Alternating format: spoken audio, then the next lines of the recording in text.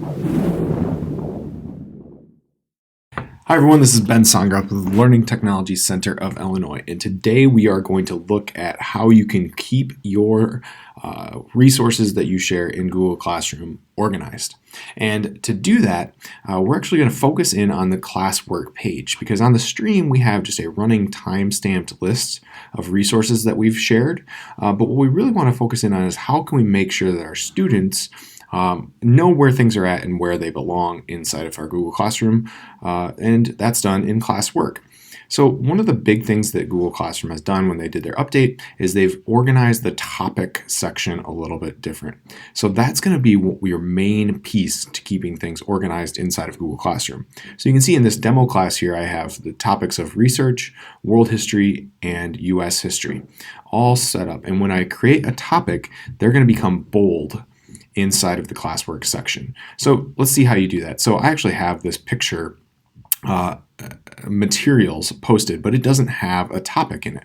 So if I click on that, you can see nothing is actually here. So what I want to do is I'm going to go in and edit this. So you click on the three dots, go to edit. And when I get in here, you can see it has no topic. Okay, so what I want to do is I want to actually add a topic.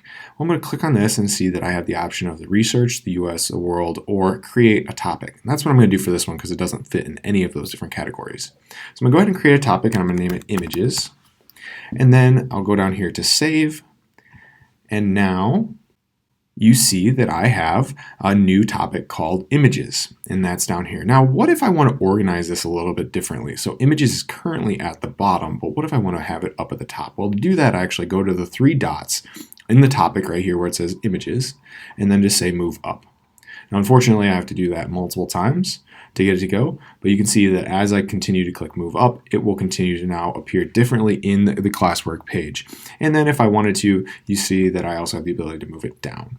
So this is a great way to organize maybe the units that you're doing with your class, and you can move them up and down according to what you're currently working on with your students. You also have that ability to organize your underneath of your topic.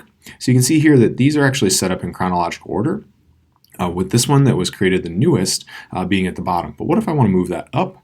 So if I move this up, you can see that now that actually jumps up inside of the topic area so it appears at the top. So that's some really quick and easy ways to show how you can organize your classwork for your students using topics, but then also rearranging them underneath of each topic.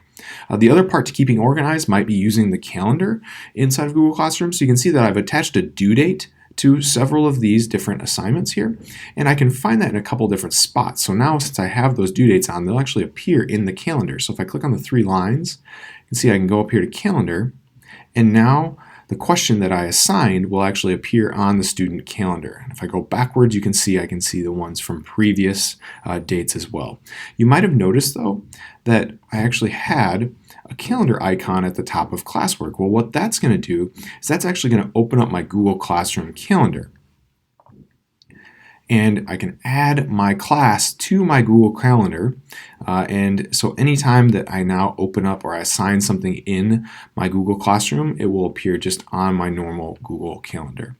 And here's a fun tip for you as a teacher. If you want your parents to be able to see the calendar that you created for your students, you can actually then go into your Google Calendar, find that class, open up the sharing settings, and then share this calendar out with your parents by the get shareable link. So you can just say make it available to the public to see all the events, get the shareable link, copy that link, and then now as people go into it, they can actually go in here, paste the link, and they can see that calendar as well. So that's a nice way that you can share those Google Classroom calendars out with your parents if you wanted to have them see what's going on in your class if they don't have signed up for the Guardians summaries.